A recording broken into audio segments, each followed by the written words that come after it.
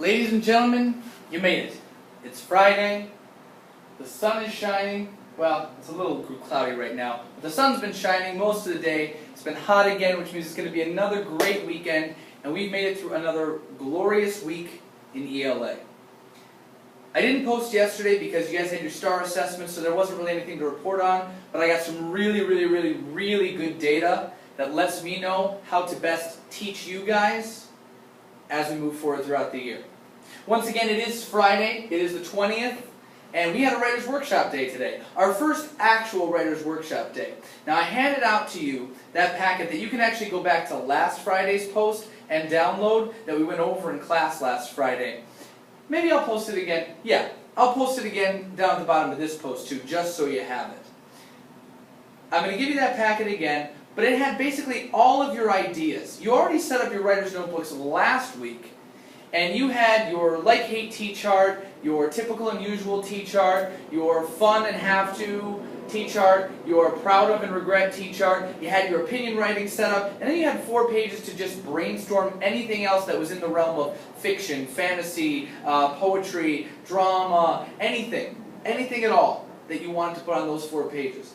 Well, today, you actually got the opportunity to brainstorm across all of those things. And I told you that the reason you were brainstorming across all of those things and not just taking one idea and working on it today was because sometimes, if you're like me, you have an idea that you're like really gung-ho on. You really want to do it. You want to do it right away. And you get writing, and you get to this point and you go, I'm kind of stuck, but I'll come back to it. Well, then what do? Are you going to waste the rest of the time? What if this Friday I really have a whole bunch of my mind working around this particular fiction idea, and then the next Friday I kind of feel like writing nonfiction, or I kind of feel like writing poetry? Well, what then? I wouldn't have a bank to go back to if I didn't take the time today to set up a whole big huge range of brainstorm ideas that I can just pick up my writer's notebook and bam, get to writing.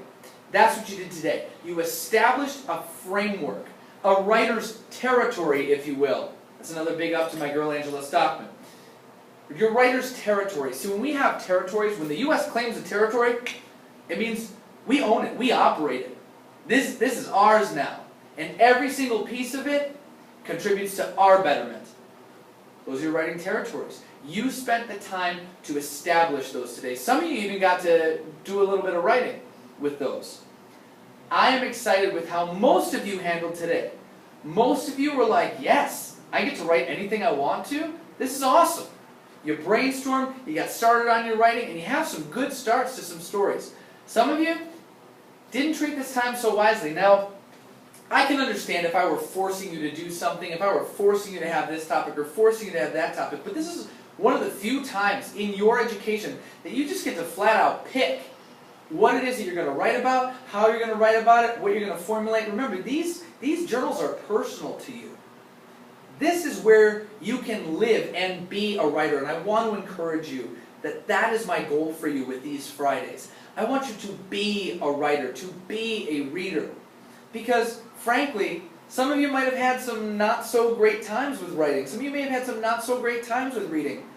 But you are a reader. You are a writer. I shared with you that this was my worst subject in school.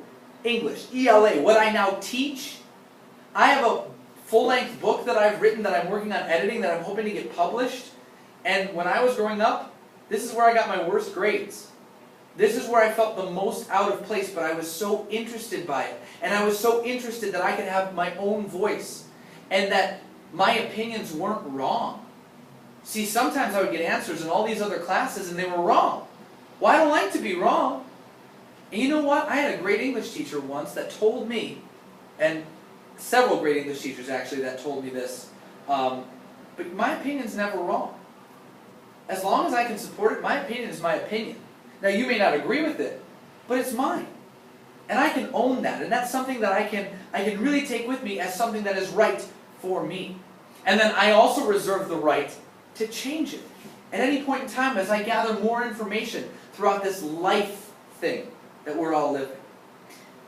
Fridays are your opportunity to really crawl inside of your own head and just sit around there and take it all in and write down everything that's burning on your heart and in your head to say.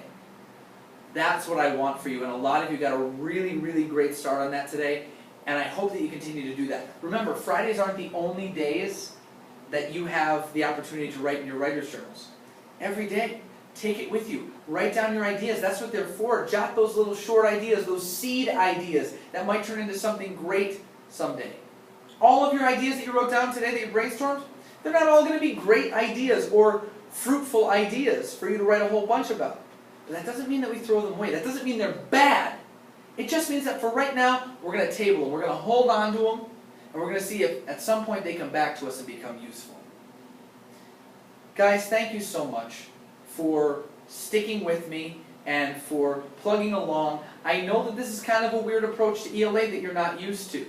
All this talk about being, and what does a writer do, and when do I have some work due, Mr. Cass? Well, that's a good question, and you'll see your homework down below. Okay, a lot of stuff is going to start coming due this week, mostly because I wanted to give you a couple weeks to get into the flow of things.